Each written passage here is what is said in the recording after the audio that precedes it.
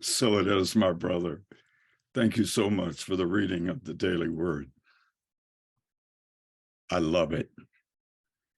It reminded me of the theme that I brought to you, I believe, the last time I was with you, which was a reminder that a denial precedes an affirmation. I release in order to increase. This daily word spoke to me and said,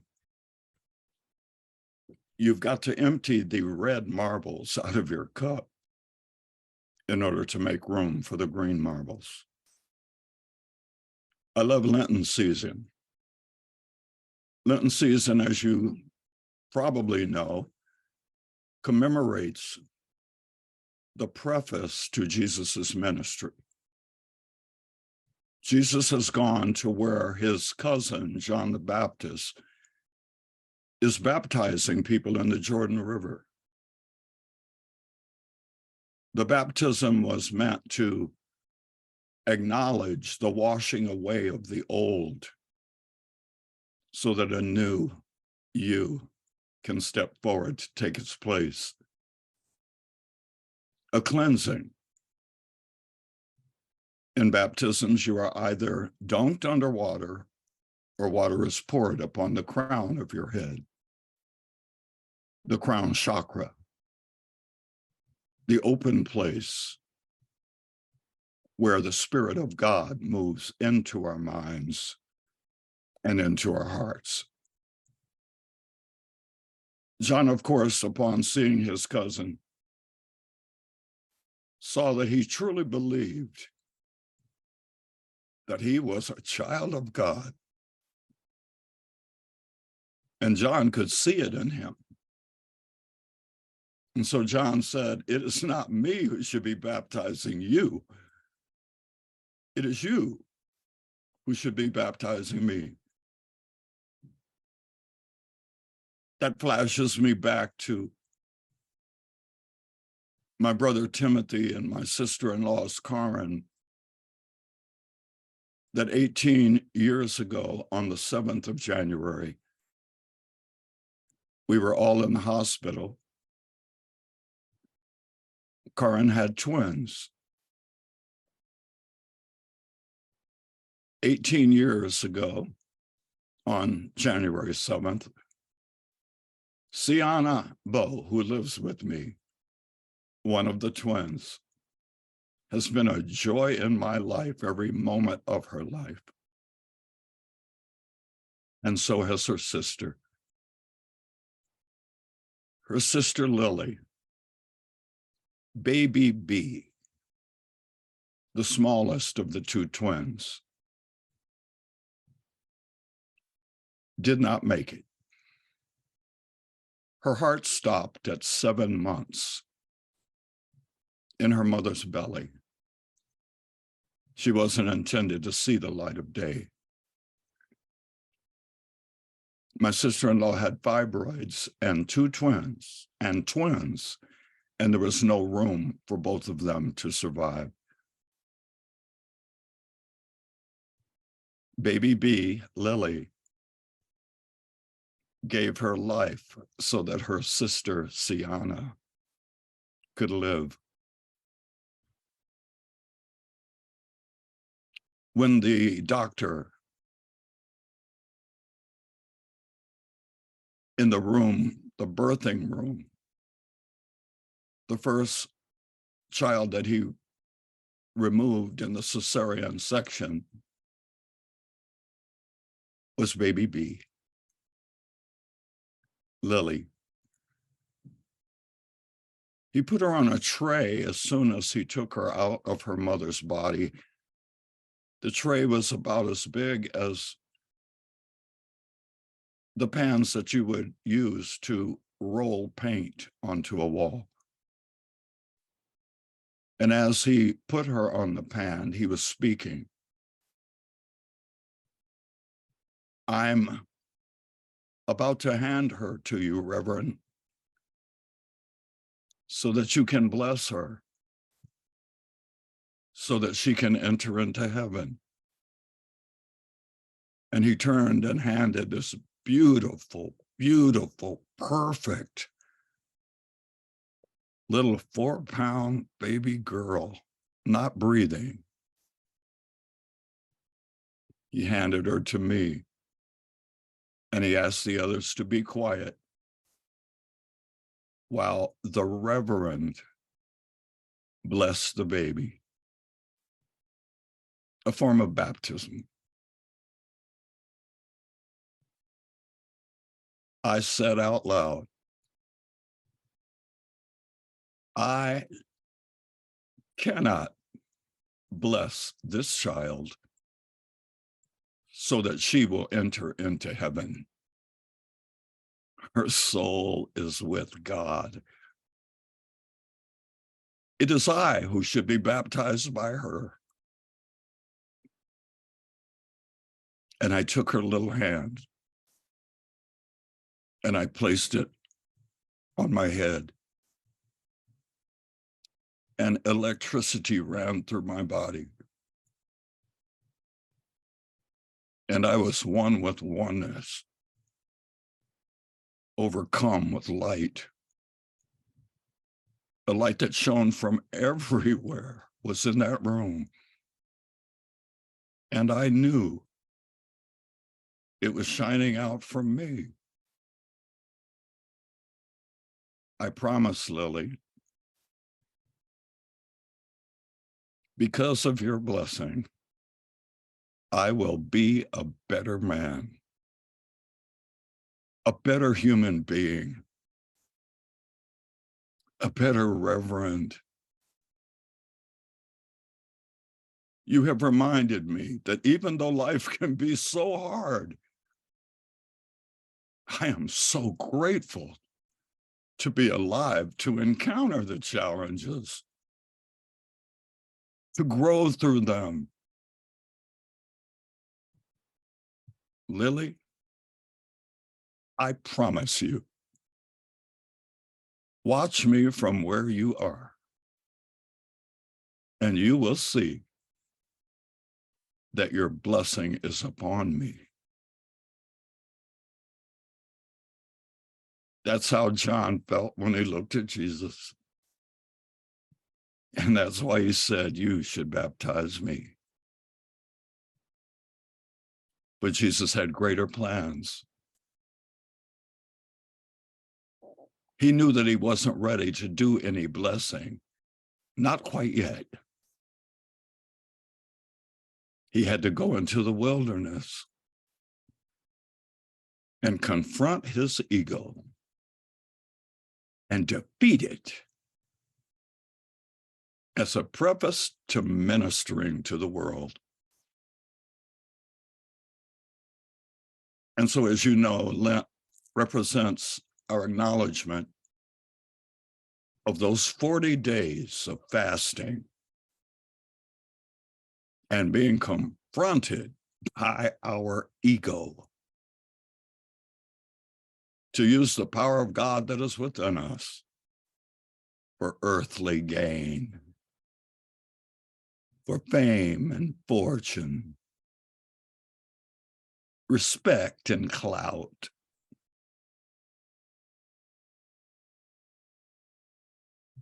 Jesus had to be tested, as do we, as does everyone.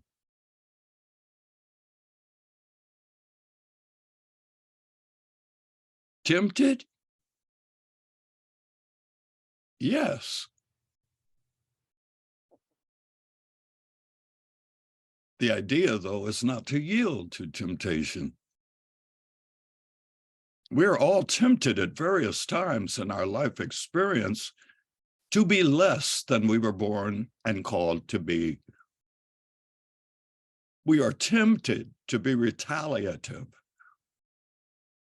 We are tempted to be under the influence of the Mosaic teaching, an eye for an eye and a tooth for a tooth. We are tempted to think we are better than others, holier than others, that we are right, even at the cost of our happiness. We will fight to be right. Jesus had to go into the wilderness for 40 days to dump out all the red marbles so they could be filled with the green marbles. We are vessels of light, says the Kabbalah. We are constantly having the light of God poured through us. And our mission is to give it away. The more we extend the light, the greater the light that is within us shines. And according to the teachings of the Kabbalah,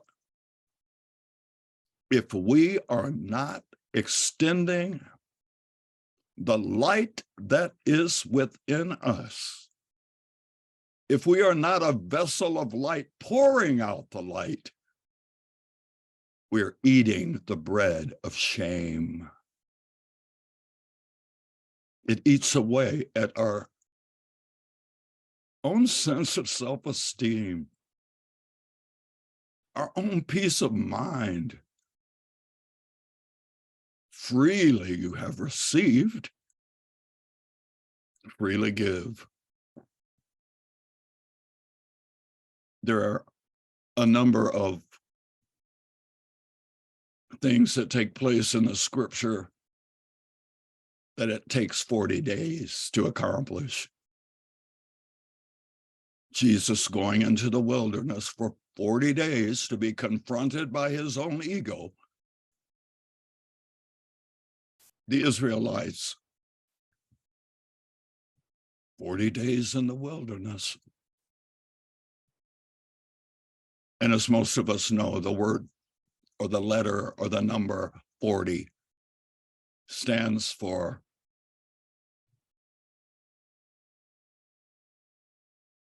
however long it takes to reach completion.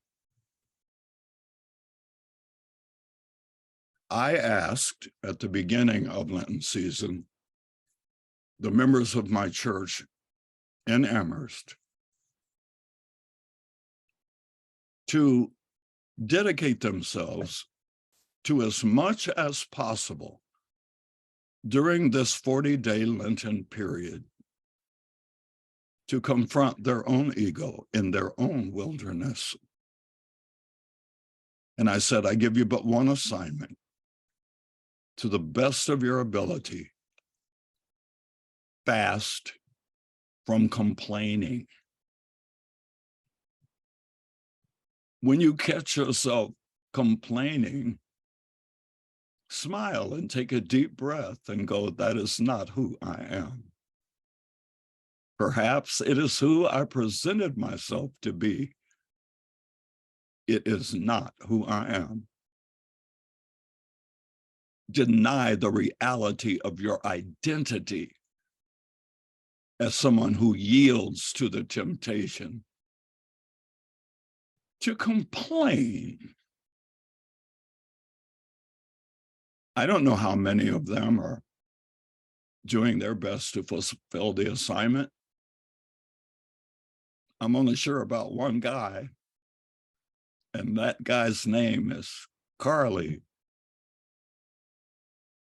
I'm only sure about me. When I catch myself beginning to complain, I do what I ask others to do. I smile and say, oops, I was not being who I am. I am a new creation. I am a vessel of light. As long as it takes, I will meditate, concentrate, and dedicate my life to my freedom.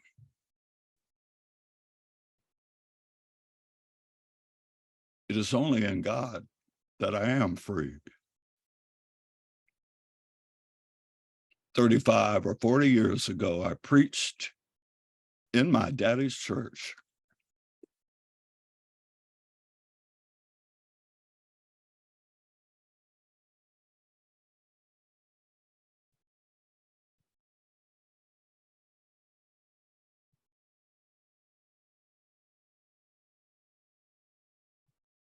and I preached,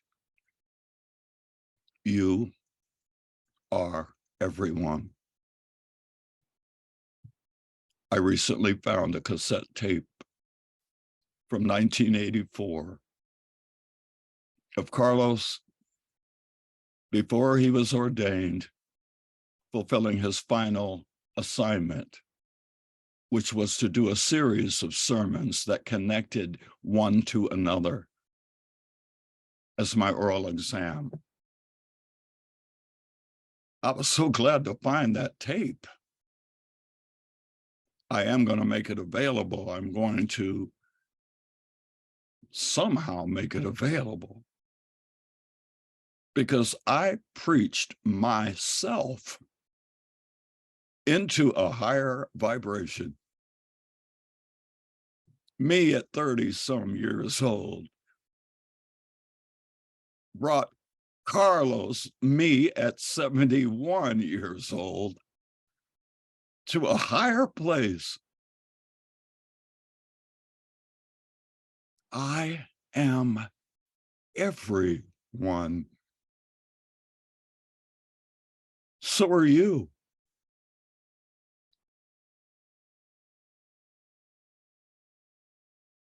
About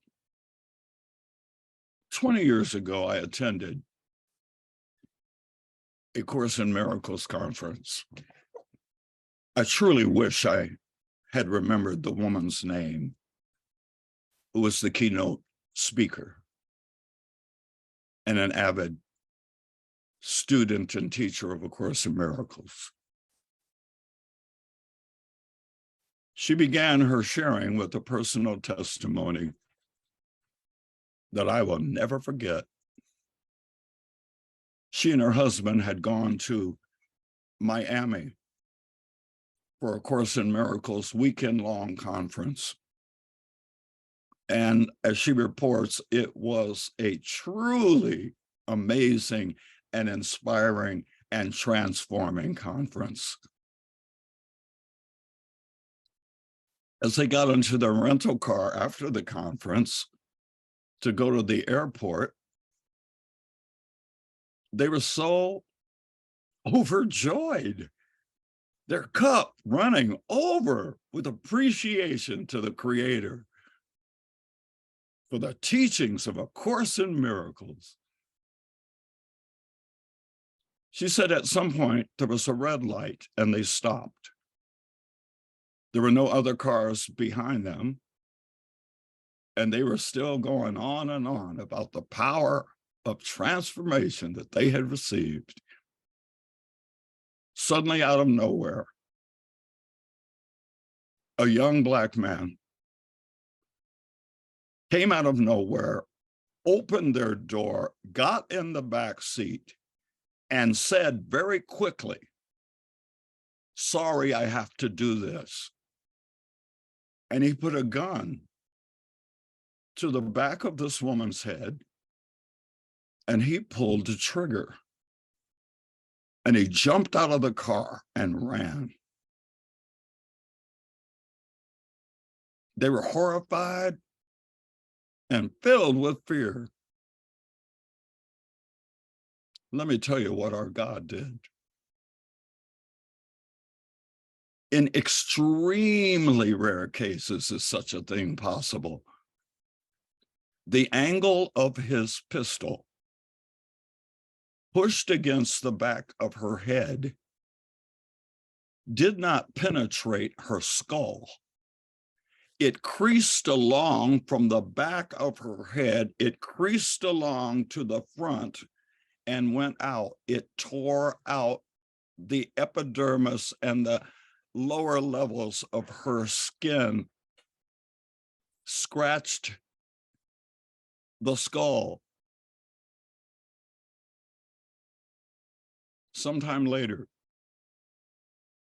this young Black man had been found and he had been incarcerated. And she and her husband flew from Philadelphia, where they live, back to Miami to do preparation for the trial of this young man. This is what God did. This white woman and her white husband were surrounded by white lawyers and white people in power. And she noticed that the life of this young man meant nothing to them. They were voting for the harshest of sentences. She noticed that he couldn't afford a lawyer, and so he had a public defender. And then they noticed that the public defender had no intention of trying to put up any defense. And then they heard about the way this young man grew up, the conditions he lived under. This kid had nobody and was trying to be a part of a group. He couldn't find a Unity church. He found a gang. And the gang demanded that for him to be a part of the gang, he had to do a spontaneous murder. It's called kill to get in. His intention was to try to get a family. He lived in poverty. His father was not around. His mother was addicted to crack and alcohol. They lived in a dump. And so this woman said, for some strange reason, my heart chakra opened wide to embrace this kid who shot me in the head. This is what God did through her. She advocated for mercy. She advocated for justice and fairness. Within a couple of weeks, she and her husband decided to employ with their own money a lawyer for this kid. And their lawyer was able to find a way to get him some help he needed. They continued to support this kid. And then they became advocates, funding some sort of protection or legal counsel for others who had lived a life with nothing and had nowhere else to go but into crime. This was about 15 years ago that I heard this woman give this speech. And over 15 years, at the very thought of what she and her husband have done, brought me to tears. They widened this ministry that they began. And as of 15 years ago, they had been legal advocates and spiritual advisors for, I think, 22 people at that time. In their quote unquote spare time, she and her husband go to jails and prisons and teach a course in miracles. They look into the eyes of these lost souls and say, you are as God created you. That is all you'll ever be. You're simply sleeping to who you are and whose you are. And I have come to rouse you from your sleep. There are some mind-blowing people out there who are putting feet on their faith. You see, it is true. and very true that knowing and understanding the laws of life, also called truth, is just the beginning. I must also live the truth. I know. I've met people who have held a grudge with their husband or with their wife or with their friends or neighbors and coworkers, held a grudge, refused to forgive. Such little things. And they think it's the best they can do. No. Your sister and your brother, who I just talked to you about and shared this bit about, if they can do that kind of forgiving, why can't I? Silly, silly me. Holding a grievance with someone because they put me down, or they said this, or they wrote that, or they did this, acting like it's the best I can do. It's the best I want to do. It's the best I care to do. And it's what I choose to do. I'm a vessel of light.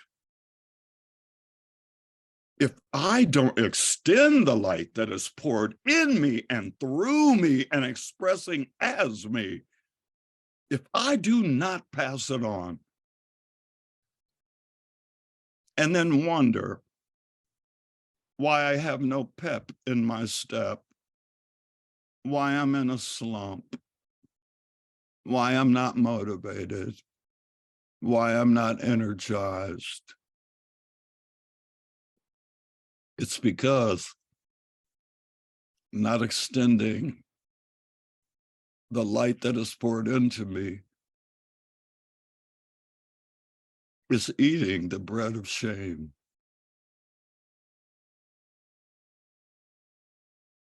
The bread of shame.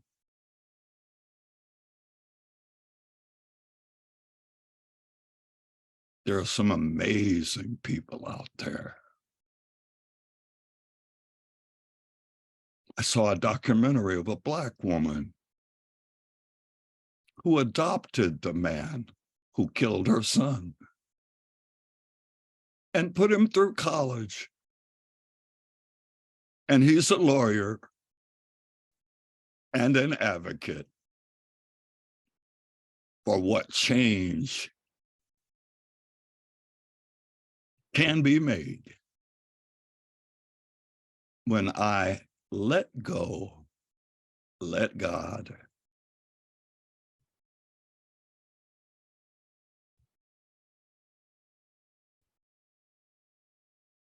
Greater is the power that is within you than any seeming power in your surround.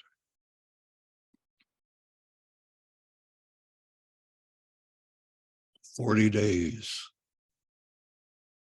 confronting my ego. Jesus said, I got to clear it out, cleanse it before I am able to be a minister.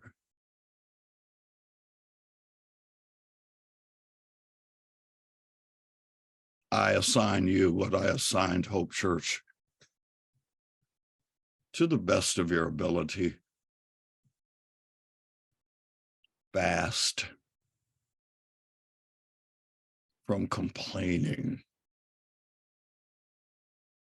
Marvel at the beauty of this world. Delight in who it is possible for you to be.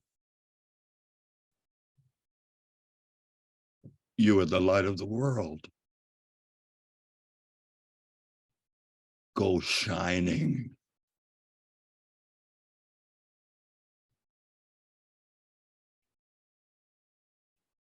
Amen.